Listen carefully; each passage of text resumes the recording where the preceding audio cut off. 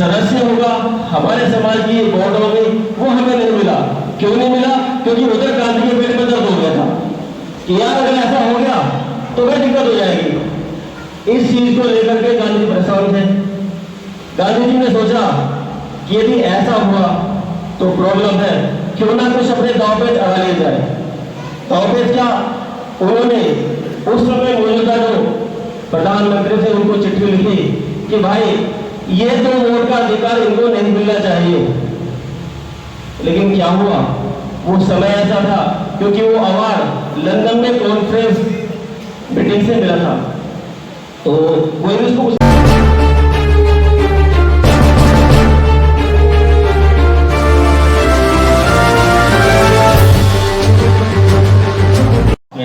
मुझे आमंत्रित किया इस विषय पे बोलने के लिए।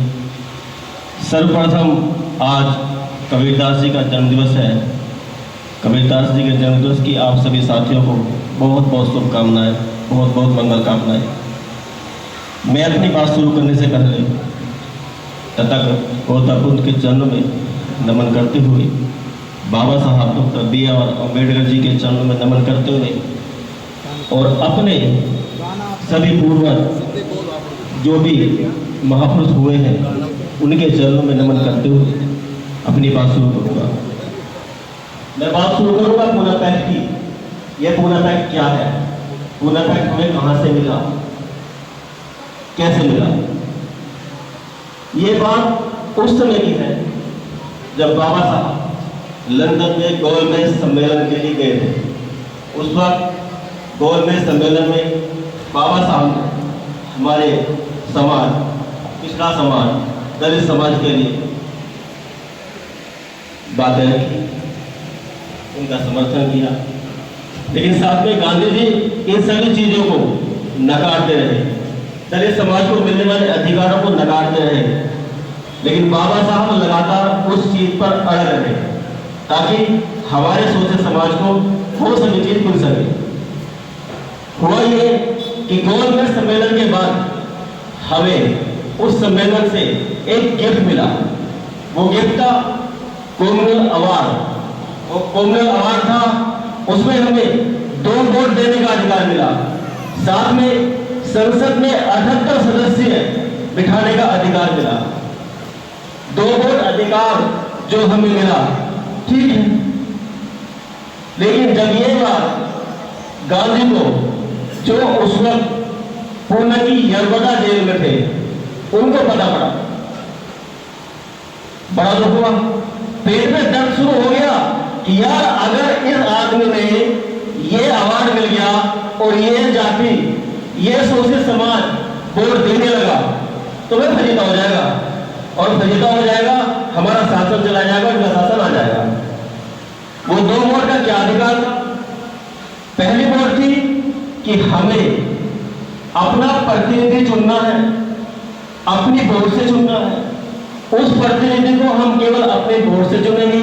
प्रतिनिधि हमारा होगा, वोट हमारा होगा, तो प्रतिनिधि भी हमारा होगा, और जब प्रतिनिधि हमारा होगा तो कल्याण भी हमारा होगा, सारे काम भी हमारे होंगे।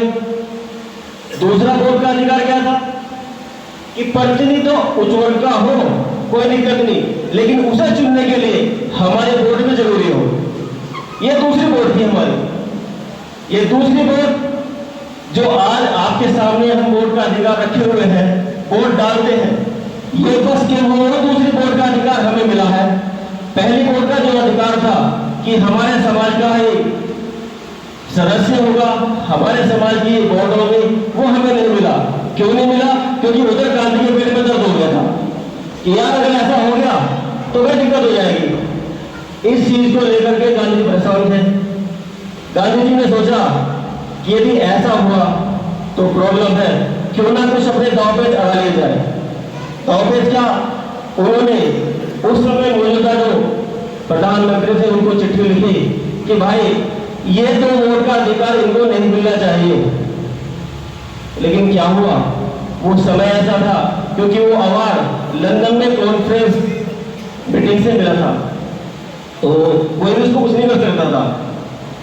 परेशान होकर गांधी जी ने क्या कहा कि भाई अगर इनको ये अधिकार मिलता है, ये वोट देते हैं तो मैं आजीवन मरण अनशन करूंगा, मैं खाना पीना नहीं खाऊंगा, मरण अनशन पे बैठ जाऊंगा। सो मैं बैठ गया। जैसे ही ये खबर देश को पता चली, मीडिया को पता चली, मीडिया परेशान कि अगर मीडिया ने तो एक चीज चालू कर दी कि यदि गांधी मर गया तो देश में दंगा हो जाएगा, झगड़ा हो जाएगा, जिसका जिम्मेदार सिर्फ बाबा साहब डॉक्टर भीमराव अम्बेडकर होंगे। इस वजह से क्या हुआ कि बाबा साहब को तरह तरह की धमकियां मिलने लगी, अखबार धमकियां देने लगे कि बाबा साहब अगर आपने इस चीज को वापसी नहीं लिया, इस अधिकार को वापसी नहीं लिया तो देश में दंगा हो जाएगा, जितनी जाने जाएंगी इसके जिम्मेदार आप होंगे। लेकिन बाबा साहब तो बाबा साहब थे, वो अपने लोगों का, अपने समाज का अहित कैसे कर सकते हैं? वो नहीं कर सकते थे क्योंकि उनके अंदर ऐसी भावना थी नहीं। उनके अंदर भावना थी अपना समाज, अपना सम्मान, अपना रुतबा कैसे जान के जाए, अपने आप को कैसे बढ़ाया जाए। बाबा साहब अड़कते अपनी बात पे कि मुझे वापसी नहीं लेना, गांधी अड़कते अपनी बात पे कि भाई अगर ये वापसी नहीं लेगा तो मैं मर जाऊंगा। इस बात की जब सूचना उनके परिवार वालों को मिली, कस्तूरबा गांधी को, उनके बेटे को मिली, तो वो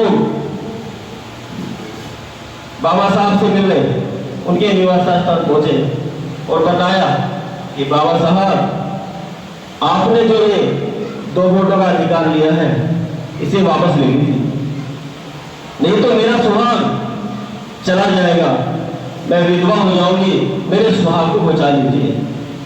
बाबा साहब किसी की हिंसा नहीं करना चाहते थे, वो नहीं चाहते थे कि मेरी वजह से किसी को अहित हो, वो इसके भी खिलाफ थे।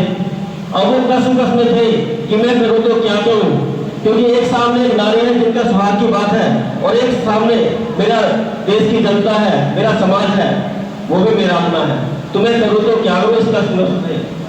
बाबा साहब ने फिर भी उनको मना न करते हुए एक ही बात कही कि आप जाइए, मैं इसके लिए कुछ करता हूं, देखता हूं।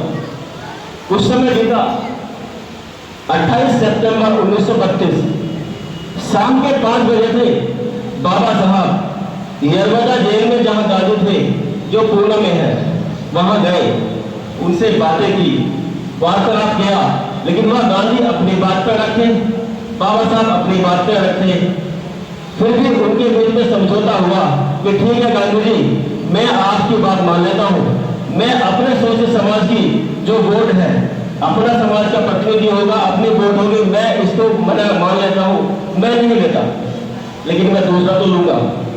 उसने कहा ठीक है, लेकिन साथ में मुझे कुछ और भी चाहिए, अगर इस बात पे आप राजी हो तो मैं आपके साथ समझौता कर लेता हूं, नहीं तो।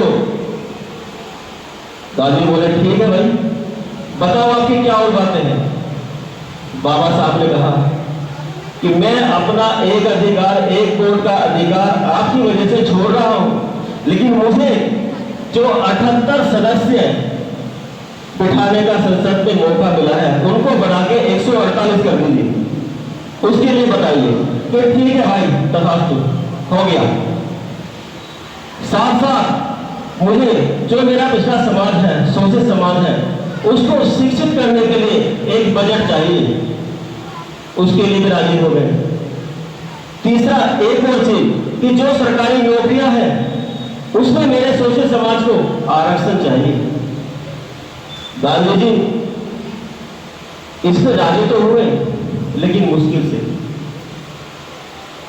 ये वही चीजें थी, ये वही फैक्ट था, ये वही क्या बोलते इसको, समझौते थे जो उस वक्त जेल में गांधी और बाबा साहब के बीच हुए, जिनके बाद सिग्नेचर हुए, समझौता हुआ, और इस समझौते पे हुए हम पूर्णा पैक्ट कहते हैं। आप जानते हैं जो हमारी एक वोट डालने का अधिकार आज भी है, हमारा समाज यदि इकट्ठा है तो वो एक वोट, वो केवल एक वोट डालने का अधिकार ही हमारे समाज को आगे बढ़ा सकता है, बढ़ाता है और बढ़ाता ही है। वो आपने देखा भी होगा, हमारा समाज अपनी वोट का अधिकार समझ के जहां चला जाए वहां लोग इकट्ठे हो जाते हैं और वो पक्ष अपना पक्ष में आ जाता है। जैसा मुझे एक छोटी सी कहानी याद आ गई इसके विषय में कि हम एकजुट हैं तो हम क्या कर सकते हैं। एक बुजुर्ग व्यक्ति थे, उनके 4 बेटे थे। चारों बेटे बड़े अच्छे शक्तिशाली थे। बुजुर्ग बीमार हो गए, उन्हें पता लगे कि मैं मरने वाला हूं। उन्होंने अपने चारों बेटों को बुलाया कि बेटा मेरे पास आओ। वो आ गए कि हाँ पिताजी बताइए कि बेटा ये 4 लकड़ी हैं, आप चारों इसको तोड़ दो। चारों ने चारों लकड़ियां एक हाथ में ली और झटाक से तोड़ दी। चारों भी तोड़ने को, लेकिन साथ साथ पिताजी ने देखा कि हाँ ठीक है भाई तोड़ तो दी। पिताजी को लगा भाई कुछ और सोचा जाए। बेटों से कहा ठीक है बेटा आपने तोड़ दी, लेकिन एक दूसरी बात हो है मेरी। उन्होंने 4 लकड़ी इकट्ठी करी, उनको बांधा और पहले बेटे को दिया, बेटा अब इसे तोड़ो। वो नहीं तोड़ पाया। दूसरे को दी, अब तोड़ो, नहीं तोड़ पाया। तीसरे को दी, नहीं तोड़ पाया। चौथे को दी, नहीं तोड़ पाया। पिताजी से बोले बच्चे कि पिताजी हम इसको कैसे तोड़े? एक के हमने तोड़े तो 4 हैं, हम कैसे तोड़े? कि बेटा मुझे भी यही समझाना है कि तुम अगर अलग अलग रहोगे तुम्हें कोई भी तोड़ देगा, कोई भी गहला फुसला लेगा। यदि तुम चारों इकट्ठे रहोगे तो तुम्हें कोई नहीं तोड़ पाएगा। यही मैं अपने समाज को कहना चाहता हूँ कि मेरा समाज यदि इकट्ठा है तो उसे कोई नहीं तोड़ सकता। यदि मेरा समाज बिखरा हुआ है तो उसे कोई भी तोड़ लेगा, उसे कोई भी अलग अलग कर देगा। मैं अपने समाज से फिर से गुजारिश करता हूँ कि सब एकजुट रहो, संगठित रहो। जो बाबा साहब ने कहा है, 3 लाइन बोली है कि शिक्षित बनो, संगठित रहो, संघर्ष करो, इन तीनों पे कामयाब रहो तो हमें तरक्की जरूर मिलेगी। बहुत बहुत धन्यवाद साहब।